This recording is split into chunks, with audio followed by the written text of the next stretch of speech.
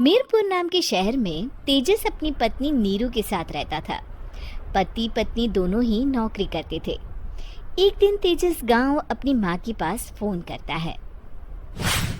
Hello, प्रणाम माँ। जीते रहो माँ, तुम दादी बनने वाली हो हैं? अरे वाह, ठीक है बेटा, मैं कल ही आती हूँ। जब माँ जी शहर पहुंची तो बेटे बहू ने बहुत अच्छे से स्वागत किया। लीजिए माँ जी, चाय। अरे गर्मा गर्म पकोड़े ले आओ माँ के लिए। नीरू रसोई में गई और 2 मिनट में ही पकोड़े ले आई। जी ये लीजिए। बहू जादू से बनाए हैं क्या? अभी तो रसोई में गई थी। यम्मी। माँ जी, शीला रसोई में पकोड़े तल रही है, मैं बस लेकर आई। हे भगवान, मेरा धर्म भ्रष्ट कर दिया तूने। अब तो गंगा जल से शुद्धिकरण करना होगा। दूसरे दिन, माँ जी मैंने नाश्ता बना दिया है, ऑफिस जा रही हूँ। पर अभी तो घर का सारा काम पड़ा है। शीला आती ही होगी, झाड़ू पोछा बर्तन कपड़े वो सब कर लेगी।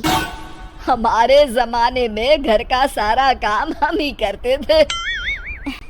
जी माँ जी, आप बहुत होशियार हैं, मैं घर ऑफिस दोनों नहीं संभाल पाती। तो जरूरत क्या है घर से बाहर जाकर चाकरी करने की? वैसे भी घर का काम खुद करने से घर में बरकत आती है, समझी? पर माँ जी।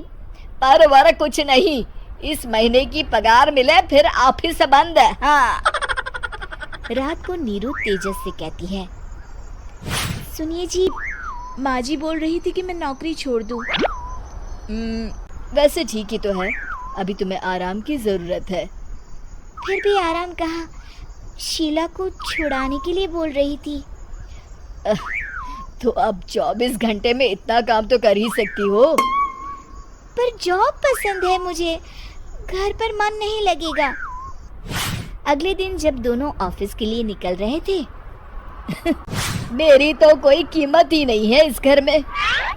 माँ जी, आजकल महंगाई बहुत है, रहन सहन भी बदल गया है, दोनों नौकरी करते हैं तभी ठीक रहता है। अच्छा, तू कहना क्या चाहती है? मेरा बेटा तुझे बिठा के खिला नहीं सकता? तू ही इस घर का खर्च चला रही है, हैं? नहीं माँ जी, मेरा वो मतलब नहीं था।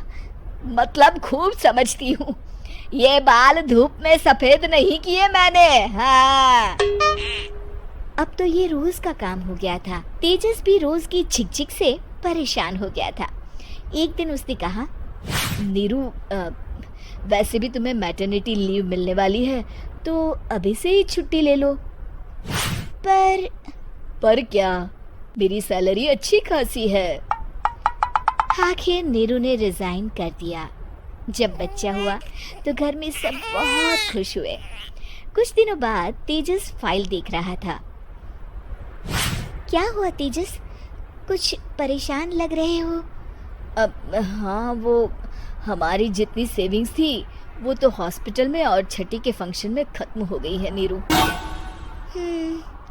और अभी वैसे मंदी चल रही है तो मैं बोल रही थी कल मुन्ना को हेपेटाइटिस का टीका लगवाना है।